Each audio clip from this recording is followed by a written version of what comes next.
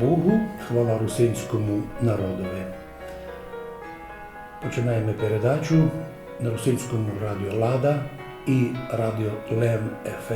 В гостях у нас наш многоуважаємий русинський поет і писатель Ситар Іван Дмитрович, головна якого спеціальність була педагог, учитель математики і других предметів, но виявилося, що у нашого гостя талант великий писати стихи по-русинськи.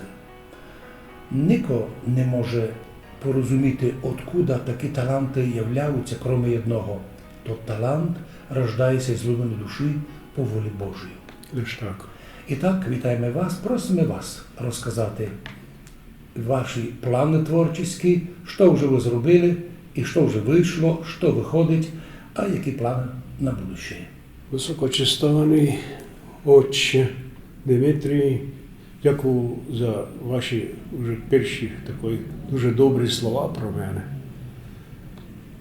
Я учитель, маленькості там зболилися не бивший. Я в цьому році закінчив 57-й навчальний рік. Господи! На превеликий Яка жаль, краса. не всі люди тільки й живуть, як я вчителюю. Ну, що вам казати? Учительство – це моя участочок роботи, де я заробляв собі хліб насущний. Коли, знаєте, жона хоче впекти вдома, то каже, дуже ся много добив у житті, він з учителем став. Ну так, десь вона права, Но в Русинів усе це дуже частували бір'ю, священник і учитель. Так, це були найвеликі пани на селі. Найвеликі пани були. Драгоценні, без котрих не формує нація. Безумовно. Та я ще благодаримся ще вам оповісти, що я на нині заслужений учитель України. Призналися це, знаєте, і сьогодні маленько і потішило, бо, як би вам казати, що би ми не говорили, а ми робимо для народу. І робимо в конечному рахунку, бо признали нашу роботу. Тому я не буду, знаєте, говорити тут фальшивих слів, що та мені було, мовляв, усе єдно, це буду я заслуженим учителем України. Ні. Я довольний тим, що я заслужений вчитель України. Я за своє життя вивчив тисячі і тисячі людських дітей. Це не перебільшення математики. І продовжую ще робити. Слава Господу Богу. А то ж, про що ви сказали, знаєте, я безмірно щаслива людина, що Господь Бог мені відкрив на моїй старідні цей прекрасний канал. Знаєте, я пишу вже 20, ні, вже більше. Фактично, коли Україна стала суверенною, соборною державою, я почав писати по-русинськи. Ви знаєте, покітня хочуть тепер ущипнути, які то кажуть, а що ж ти мовчав, ти якийсь великий русин, тепер мовчав із до 91-го року. Знаєш, кажу, Неборе, я мовчав по тій же причині, по котрій ти. Няню вийшли із лагерів, а я не дуже хотів їх такий нараз замінити там у лагерах. Так що, а комуняки, кажу, обіцяли, уж нації не буде лише єдиний совітський народ. Не вийшло, це їх зловіще предсказання. Вияснилося, що русини і при Совєтському Союзу сталися русинами, не так много заявляючи, но заявили з велику силу при Україні. Слава Богу, русини наші були, і я увірений, і будуть. Інше би я не робив те, що я тепер роблю. Причому добавимо, що Бог так поблагословив русинов за свою вірність та чистоту, живуть русини на тому місці, де жили 1000 років назад. Що маса народів вже втратила свої регіони, свою землю, а нас Бог милує. Значить, маємо за що завжди казати хвала Богу, ну, а при тому і хвала скромному, но духовному. І хвала нашим русинам, мудрим, трудолюбивим, богобойним, законопослушним русинам. Знаєте, моя доля ся так склала, що коли лише при перші роки существування нашої української держави, нас почали, не хочу і не буду більше трогати політику, але все мушу повісти, що нас почали безпочвенно абсолютно обвиняти в якомусь там сепаратизмі і так далі, і так далі. Ну і жаль мені, що люди не читають уважно історію, бо коли вони читали історію, в тому числі і історію нашого невеликого, але славного народу, то вони б знали, що русини нігде не відділяли, нігде не займалися сепаратизмом. Ну, якщо буде ваша дяка, то потім я десь прочитав стих, я моментально відреагував стихом, я надрукував його, називається стих про русинський сепаратизм, а ведь кожен судить ближнього у міру власної згубленості. То ми зробимо у другий час. Добрі. А нині хотіли б ми вам такое повісти, що кожен народ має свою культуру, літературу, як і ми тут маємо, класичну маємо свою русинську літературу, язик. Но при тому, що русини ніколи не були такі глибокі націоналісти, крайні, любили і літературу сусідніх народів, в тому числі і слав'янських народів. А коли ми вийшли в Совєтський Союз, состав Совєтської України і тепер уже незалежної України, то ми владіємо українською мовою не хуже, ніж будь-який українець, але ми з тим добре владіємо русинським язиком. Знаємо русский язик, знаємо мало по-мадярськи, по-румунськи, по-словацьки, по-болгарськи десь навіть. Легко се общаємо з хорватами без перевода. Но при Чехословакії ще наші русини познайомилися із Шевченком.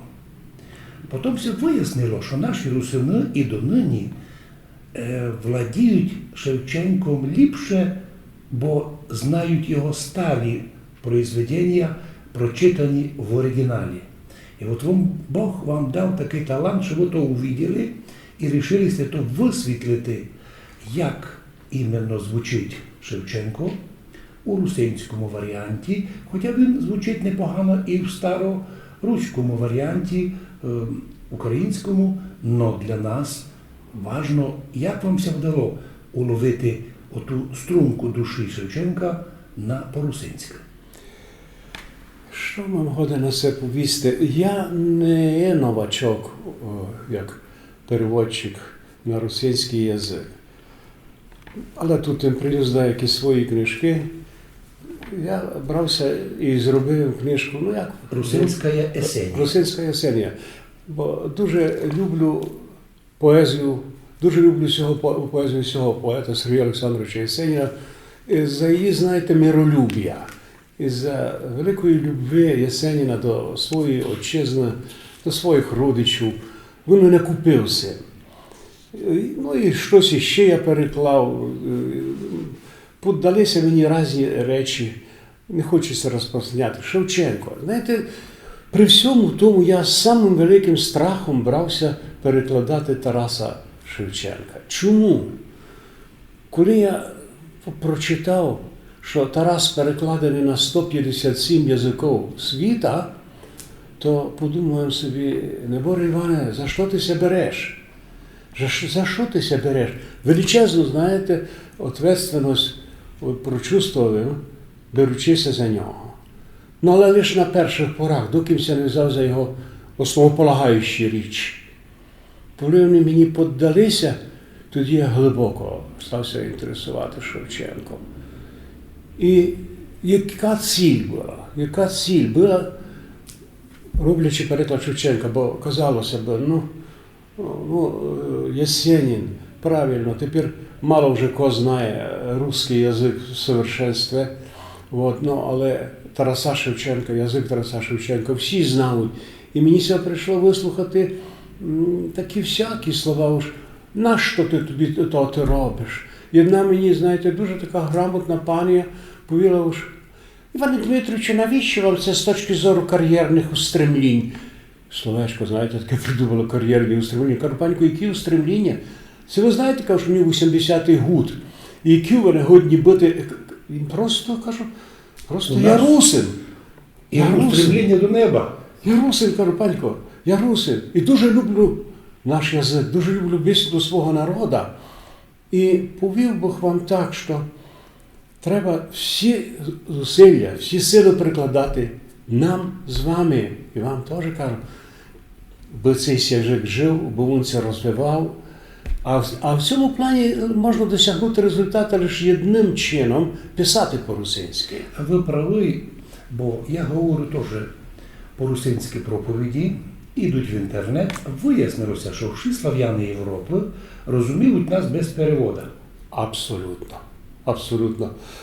І навіть якоїсь слово не вловили, то в контексті фрази стало ясно, що ми доступні усім народам слав'янам. Я пробував було з себе, знаєш, якось переводити їм щось, а мій колега каже, будь добре, говори, каже, по-русинськи. Так, бо то все зрозуміло. Так. Наш язик став, по нашим іслідуванням, матрицю церковнослов'янського язика. Коли ми в ході знайшли наш язик не якийсь у зачатку, а готовий, сформований. Вони просто внесли в нього нові слова греческі, церковні, але сам язик готовий. І ціна їх не тільки, що перевели на русинський язик священне писання, а вони зафіксували майже 100 тисяч слів русинських тисячолітньої давності, чого не мають ані йде народу Європи. Бо хто тепер знає, що значить староіталійське слово, там було 30 націй. Що значить старофранцузьке, там 30 націй. Що значить старогерманське, там було 60 маленьких націй. А от русини мають повний набор старих слів, котрі осталися у всіх славянських народах. От чому ми не просто поліглоти, ми просто носителі старого, як учені кажуть, слав'яно-руського, слав'яно-русинського язика, котрим ви владієте у совершенстві, що вам допомагає не просто перекласти по словарю, що може хоч ко зробити, а перекласти з душу, укласти там серце. Ну і, звісно, на то треба мати рождений Бога талант. Ви маєте цілковиту правду. І знаєте, що мене радує, що розумні люди, глибоко вчені люди цінять наш язик і цінять його багатство. Мій великий друг, яким ми були в'єднані у Франції, доктор філологічних наук у Києві, він і всі книжки має. Та я щось було вирішив невдало пофіглювати. Кажу, Віктор Васильович, ви деколи позираєте в мої книжки. Знаєте, як я його вразив? Він мені повів, то, що ви тепер казали. Я у вашому язикові знаходжу, каже, таке багатство мовне, де я, каже, не можу знайти, каже, в багатьох інших, каже, мовах. Дуже мене потішило, бо це говорив видатний спеціаліст. Видатний спеціаліст. Ви тому праві, що современні язики – це язик термінів. Особливо іноязичних тепер много. А наш язик лишився тим красним. І ще ті замітили без префіксів, а в кореневому оригіналі. Корінь. Всі корені славянських народів вже залишилися у нас, а у других вже прибавилися. А ми держимо старі слова. Вот чому думаю, що Бог і вам дає можливість увидіти і у старому Шевченкові, так названий його, язик старого. Дуже правильно сте сказали. Іменно старому Шевченкові. Щоб там увидіти в ньому дуже много сходства з нашим язиком. Бо тому оба язики старослав'янські. Безумовно. Ну, а що вам це удало ліпше? Можете вам казати, зачитати. Як вам казати, десь на днях вийде вже моя книжка. Якась буде називати, я вже попав у ту струю, розумієте, русинських Єсеній. Тепер вийде книжка русинська Шевченкіана, де я щось зробив. Я перекладав, чесно вам кажучи, Дмитрій, любимі мої речі, бо я собі можу дозволити це робити. Тарас на мене не сердить там, в тому світі. Будемо так казати, мене не дуже, майже в силу мого віку, не дуже приваблювала його рання фольклорна, вся, знаєте, творчість юного Шевченка, маю на увазі, і Катерина, і Покритки, і так далі. Не дуже мене вабило в ньому і описи тих жахів Гайдамаччини, та кров, той Гонта, який різав дітей своїх лише за те, що вони католики. Я перекладав, що вам казати, люблю більш пізнього Шевченка. Вінцем його творчества я рахую його поему «Марія» про Божу Матір. Про Божу Матір. Він дуже оригінально підійшов тут до трактовки, але дуже делікатно. Дуже делікатно. Його поеми всі переклали, розумієте, і «Неофіт», і «Мертвим і живим народженим землякам в Україні», і «Не на Україні», і «Сон», і так далі. А як і всякий Кося Береза Шевченка, бо всі не нараз звідають, а Кобзар, вибачте, заповіти ще перевів. Так мушу вам казати, що перевіримо, або в послідню очередь. Причому стараємося не позирати в інтернет, бо Тарас переведе, і кажу ще раз, на 157 язиків світа. Ви добре зробили, що так і сте взяли його таку вже фінішну часть літератури. Безумовно. Бо неоднозначно критикують його вірші, стихи до ті самі перші, древні, но нам важно увидіти ліпшоє. У кожному чоловіку може увидіти, ки його знеславити та знайти в ньому мінуси. Или наоборот, ки прославити та знайти в ньому ліпшоє. А там уже, на тому етапі вже, знаєте, говорить не просто поет, а говорить мудрець. Говорить мудрий чоловік. І для мене то було дуже інтересно. Та й мені мій вік уже не дозволяє надіятися, що я зможу перекласти всього Шевченка, чи треба то комусь. Я переклав ті речі, я би дуже хотів, може це буде дуже голосно сказано, що би Шевченко став ближче до моїх русинів, знаєте, хоч маленько би його наблизив. Наприклад, повім вам, казалося б, на що було перекладати заповіт, я його переклав. Перебачте, в окулярі треба. Як умру, то я і спрячте на грунку не в долині, серед степу широкого на милій в країні, обо всі поля безкрайні і Дніпро могучий, було видко, було чути, як реве ревучий, як понесе з України у синє море уражу кров, от тогди я швидко лишу і поля, і гори, і полечу до самого Бога молитися. А до того я не знав у Бога. Мене спрячте і вставайте, кайдану порвіте, і злу кровлю врагів ваших волю окропіте. І в фамілії великій людей вольних, нових, не забудьте спомнянітня незлим тихим словом. Ніколи повісти, що написав Сітер. Я радий, знаєте, то, що вдалося передати дух Тараса. Всі будуть казати, що все написав, все заповідь Шевченка, завіщання, єдначе щось близьке до нашого русинського язика завіщання. А потім і многі інші речі. Релігіозна тематика у Шевченка досить широка. Так. У його стихах остаються старослав'янські форми.